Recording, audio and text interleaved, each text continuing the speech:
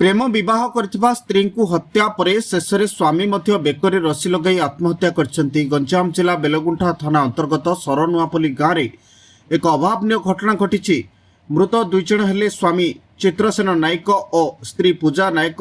ଘଟଣାରୁ ପ୍ରକାଶ ଯେ ଚିତ୍ରସେନ ପ୍ରାୟ 7 ବର୍ଷ ପୂର୍ବେ ତାଙ୍କ ଗ୍ରାମ ନିକଟରେ ଅନ୍ୟ ଏକ ଜାତିର ଝିଅ ପୂଜାଙ୍କୁ ପ୍ରେମ ବିବାହ କରିଥିଲେ। ଏହାପରେ ଉଭୟ କିଛି ବର୍ଷ ହସ ଖୁସିରେ ରହିଥିଲେ। ଏହି ସମୟରେ ସେମାନଙ୍କର 2ଟି ସନ୍ତାନ ଜନ୍ମ ହୋଇଥିଲା।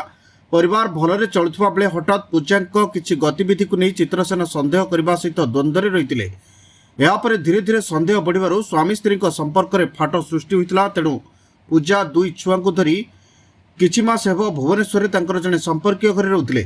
2 दिन पूर्वे पूजा ग्राम को आसते। दुई छुआ भुवनेश्वर रही। गत राति पूजा और चित्रसेन मध्य कौन कथा को नहीं झगड़ा होता। एक पनिकी सहायता चित्रसेन स्त्री पूजा को हत्या करछंती।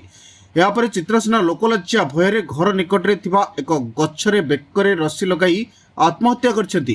ଏହି ଘଟଣା ଆଜି ଜଣାପଡ଼ିବା ପରେ ବେଲଗୁଣ୍ଠା ଓ ଭଞ୍ଜନଗର ଅଞ୍ଚଳରେ ଚର୍ଚ୍ଚାର ବିଷୟ ପାଲଟିଛି। ପୁଲିସ ଘଟଣାସ୍ଥଳରେ ପହଞ୍ଚି ମୃତଦେହକୁ ଜବତ କରି ବ୍ୟବଚ୍ଛେଦ ପାଇଁ ହସ୍ପିଟାଲକୁ ପଠାଇବା ସହିତ ଏକ ମାମଲା ରୁଜୁ କରି ତଦନ୍ତ ଚଳାଇଛି।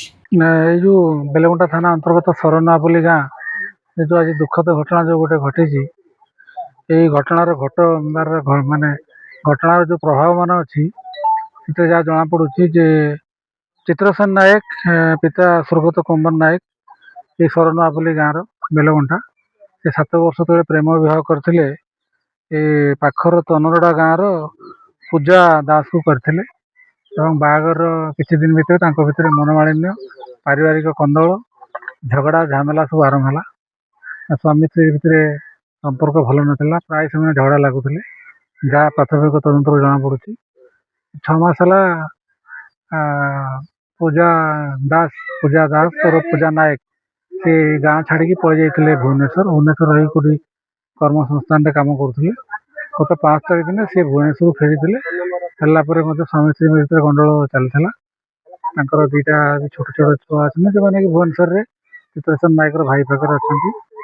गत काली राति कौन सी घटना नहीं जहाँ जना पड़ी आपातत पार्श्वरिक अवस्था लोक मान बयान गाँव भर गंडल लगी जोरसोर गंडल लगला जहाँ जना पड़ी कौन सी गोटे धारुआ अस्त्र कौन सी जहाँ पाई हाथ से मारी पिटामारा कलापर मृत्यु होती।